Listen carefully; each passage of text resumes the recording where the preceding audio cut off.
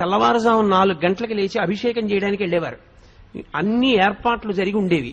అభిషేకం చేసి చిన్న గ్లాస్తో తీర్థం తెచ్చి అమ్మ పంచం దగ్గర పెట్టి వెళ్ళిపోయేవారు. Every minute precious. ఆయన నడుస్తూ 10 అడుగులు 5 అయ్యేటప్పటికీ విజయనరసింహ హోంకి వెళ్ళేవారు. అప్పటికి 100 మంది నుంచి ఉండేవారు తెల్లవారకట్ట ఊళ్ళ నుంచి వచ్చి. రాత్రి 10 వరకు ఆయన పేషెంట్స్ చూసి ఇంటికి వచ్చి అమ్మ మంచం మీద కూర్చుని అమ్మ చెయ్యి ఇలా పట్టుకుని, ఏమ్మా ఇవాళ నీ కోడలు బొబ్బట్లో నేను తినవా? ఏం తింటాను రా, షుగర్ భయం. నీకెందుకమ్మా నేను ఉండగా, తిను ఓ బొబ్బట్టు పట్టరావే అని 2 ముక్కలు అమ్మకి పెట్టి, అమ్మ నేను వేస్తాను కదా టాబ్లెట్ అని ఓ టాబ్లెట్ వేసేసి అమ్మతో 4 మాటలు మాట్లాడి పక్క పక్క పక్క పక్క నవ్వి పడుకుంటే, నేను ఒకసారి వాళ్ళ ఇంటికి వెడితే వాళ్ళ అమ్మగారు అన్నారు నాతో, నాయన శరీరంలో ఓపికండి బతికాను అనుకుంటున్నావా? నా కొడుకు రాత్రి ప్రతిరోజు వచ్చి కూర్చుని అమ్మ అమ్మ అంటూ మాట్లాడిన మాటలకు బతుకుతున్నానయా అన్నారు ఆవిడ. అది ఆదర బుద్ధి. అమ్మ నిన్ను ఏదో ఎత్తుకుపోతుంది నీ దగ్గర అనుకోవడం నీ కర్మ, అది నీ బుద్ధి ఎందొచ్చిన జాడ్యం. తండ్రి నీ డబ్బేదో పట్టుకుపోతాడు అనుకోవడం నీ జాడ్యం, అది నీకొచ్చిన తప్పు, నువ్వు దిద్దుకోవాలి. నీకు జ్వరం వస్తే నువ్వు మంది చేసుకున్నట్టు ఈ శాస్త్ర విషయంలో నీకు అవగాహన దోషం వస్తే నువ్వు నేర్చుకోవాలి. కానీ అది తిన్నగా పిల్లల తప్పని నేను చెప్పను. సవకబారు అన్నీ మనం పిల్లలకి చూపిస్తున్నాం. ఏవి చూపించకూడదో అవన్నీ చూపించేది బాగుండాలని మీరు కోరుకునే అధికారం మీకు ఎక్కడుంది?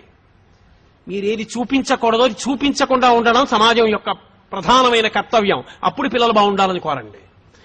అయినా ఇంకా పిల్లలు బాగుంటున్నారంటే వాళ్ళది గొప్పతనం. కాబట్టి తల్లి తండ్రి అంత గొప్పవాళ్ళు. ప్రెసిడెంట్ ఆఫ్ ఇండియా చేశాడు మహానుభావుడు, ప్రపంచం చేత కీర్తింపబడ్డాడు అబ్దుల్ కలాం గారు.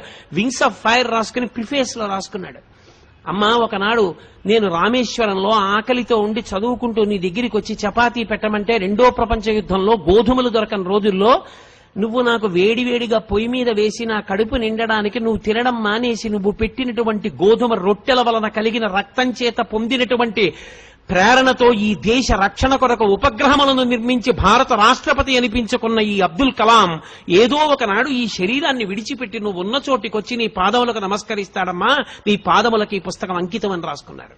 అది పరిణతి, అది పూజ్య భావన. అంటే అది ఎక్కడుందో అది చెప్పుకోవాలి. పనికి మాలిన లక్షణం మనకెందుకు? కాబట్టి ఆ విషయంలో నీ బుద్ధి యందు వైక్లభ్యం కలిగితే శాస్త్రం తెలుసుకున్న పెద్దలను అడుగు తప్ప. దోషం తల్లి నిన్నేదో చేసేస్తుంది, తండ్రి నిన్నేదో చేసేస్తాడు, నువ్వు 5 రూపాయలు సంపాదించగానే తల్లిదండ్రుల పట్ల పెడభావన కలుగుతుంది అనుకుంటే అది ఆ వ్యక్తి యందు దోషం ఏర్పడిందని గుర్తు. ఆ దోషము పరిష్కరింపబడాలి. ఆ బుద్ధి అసలు మంచిదే కాదు. తల్లిదండ్రులను మించినటువంటి వ్యక్తులు లేరు. అందుకే శంకర భగవత్పాదులు ఆ మాట అన్నారు, పూజ్యోస్తు గురువు. తండ్రి ఎవరో తెలుసా? తనంత తాను గురువు. గురువు అన్న మాటకు అర్థం ఏంటో తెలుసా? బరువు అని. తండ్రికి 80 ఏళ్ళు వచ్చాయి, కొడుకు సీనియర్ ఐఏఎస్ అప్పటికి. ఇప్పుడు తండ్రి గొప్ప కొడుకు గొప్ప? తండ్రి శరీరముతో ఉన్నంత కాలము తండ్రి ముందు కొడుకు చిన్నవాడే. గురువు బరువు, ఎదురుకుండా ఉన్నది లఘువు చిన్నది. అప్పుడు కూడా శుభలేఖ తండ్రి గారి పేరు మీదే ఇవ్వాలి నీకు జ్ఞానం ఉంటే. ఐఏఎస్ కదా ఆయన పేరు మీద ఇవ్వకూడదు, కొడుకు పేరు మీద. తండ్రిని అంతలా చూడాలి. మహానుభావుడు డిస్ట్రిక్ట్ జడ్జి చేశారు కృష్ణయ్య గారు. తండ్రిని ఎలా చూశారండి? నిజంగా ఎంత సంతోషపడిపోయేవాళ్ళం మనం ఆయన్ని చూసి. అటువంటి తండ్రులు, అటువంటి కొడుకులు నాకు తెలుసు. కాబట్టి తండ్రి ఆయన పూజనీయుడైన గురువు. ఆయన నీకన్నా ఎప్పుడూ 4 ఆకులు తెలిసున్నవాడే.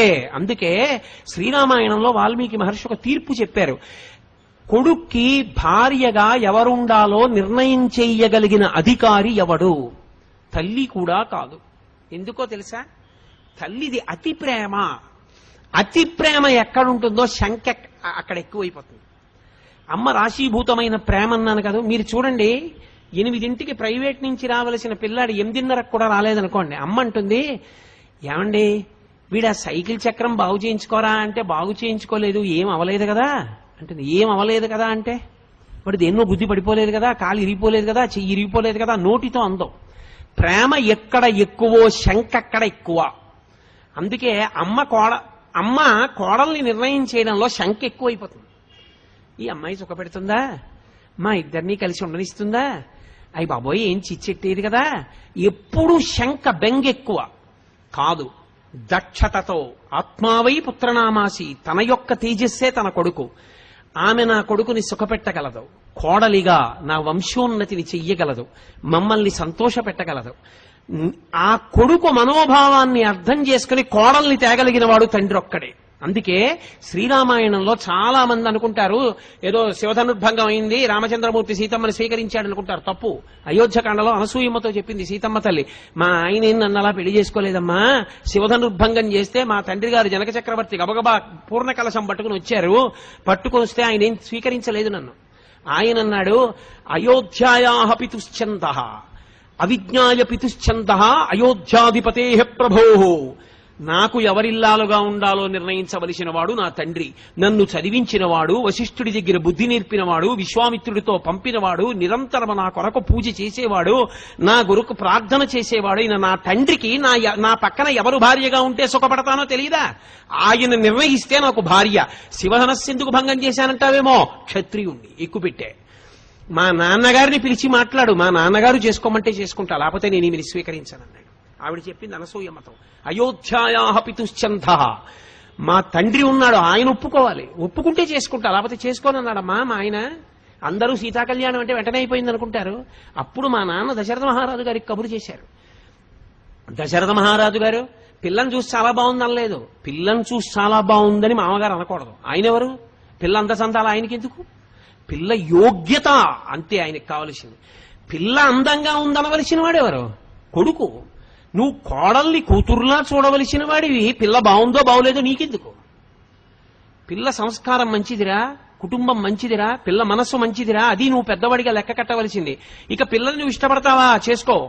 ఒరేయ్, ఇన్ని ఉన్నాయి కానీ ప్రధానమైన ప్రతిబంధకం ఒకటి ఉంది, దానివల్ల నువ్వు ఆమెతో కలిసి సంసారం చేస్తే సుఖపడవు, అందుకని వద్దులే. మనోకోణంలో తీర్పు చెప్తాడు తప్ప శరీరగత